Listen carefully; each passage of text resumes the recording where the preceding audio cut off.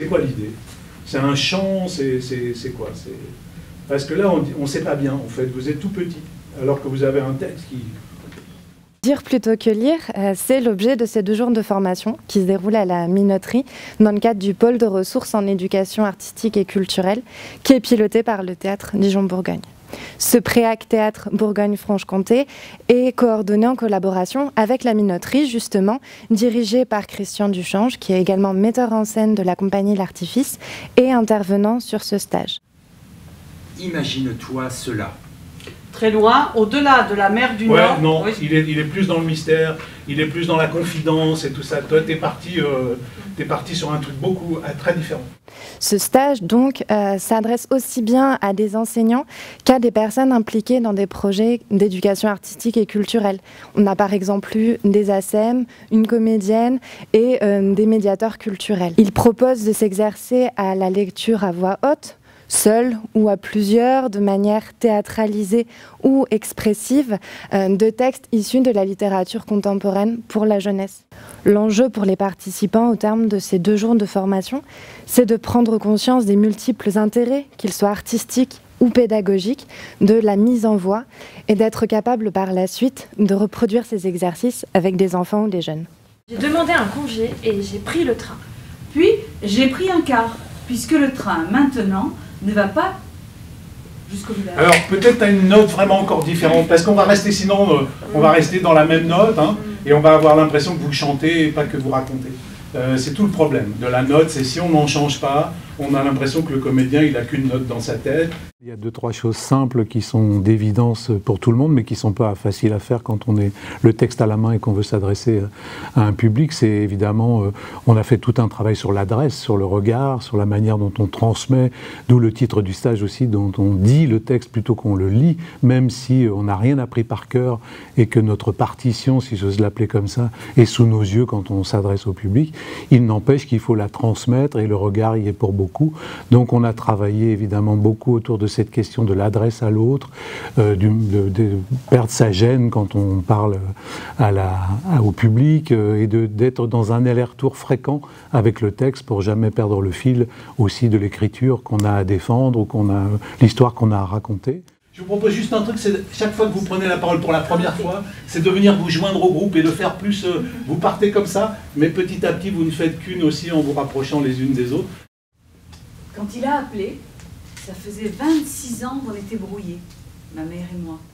J'étais très heureuse de faire ce stage. Et puis le fait d'être ensemble, de travailler en petits groupes, au lieu d'être tout seul. Aussi avec Christian qui nous a bien dirigés, on nous a transmis beaucoup de choses. Le fait d'être aussi avec des enseignants, j'aime beaucoup le contact, je vois à l'école avec les instituts. Quand on vient de différents milieux, c'est une richesse. Donc ça, j'étais aussi attirée pour ça. Je trouve que les enfants ont du mal à vouloir lire. Il faut trouver une motivation. Ça me donne des pistes, quoi. Ça donne beaucoup d'idées, quoi. Il m'aidera à porter le blé au moulin?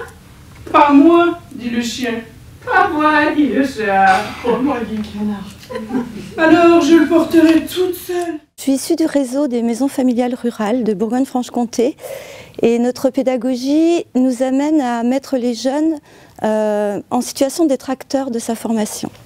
Et pendant ces 2 jours, nous avons été acteurs de notre formation, acteurs de ce stage, avec toujours des encouragements, des conseils, l'obligation de faire attention au groupe, de faire attention à l'autre, sont des valeurs auxquelles on croit fortement.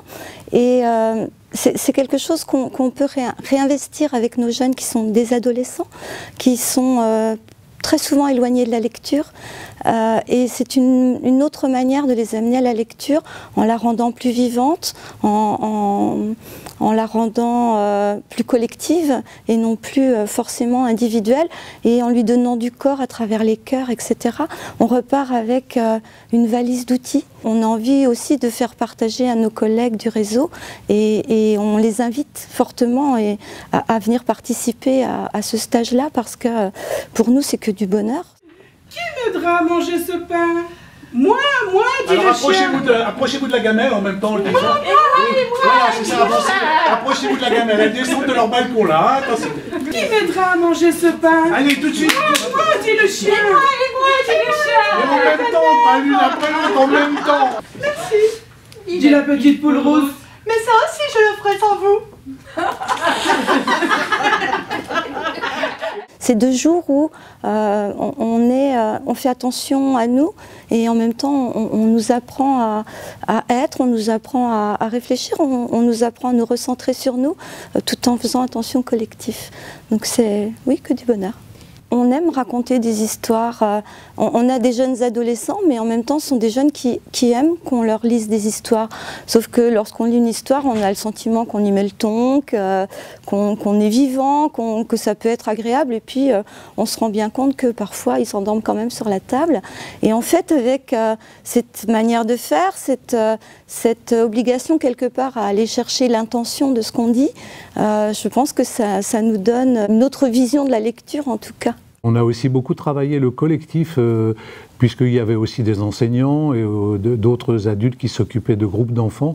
C'est toujours intéressant aussi d'avoir des techniques pour lire à plusieurs, y compris même si c'est un seul personnage qui parle. On s'est intéressé à la lecture chorale, c'est-à-dire comment on peut s'emparer à 4, à 5 d'un même texte pour faire aussi que plusieurs jeunes ou élèves participent à la lecture sans être tout seul en scène et regardé par l'ensemble des autres, quoi. Voilà, donc la choralité, l'adresse au public et l'intention aussi. Le lecteur est souvent quelqu'un qui n'est pas neutre, qui souvent nous transmet un texte en ayant un point de vue, et on a aussi beaucoup travaillé sur la culture du point de vue du lecteur. Qu'est-ce que c'est que l'intention de celui qui lit? Qu'est-ce qu'il veut nous dire à travers l'histoire qu'il raconte? Et quelle est sa place de lecteur? Il n'est pas neutre, même si le lecteur n'est pas comédien. Il existe derrière le texte qu'il est en train de lire, et comment faire exister le texte et comment faire exister le lecteur aussi. C'était une de nos préoccupations. 1, 2, 3, 4. C'est beau. Beau. Beau n'est pas le mot. C'est encore plus beau quand on écoute.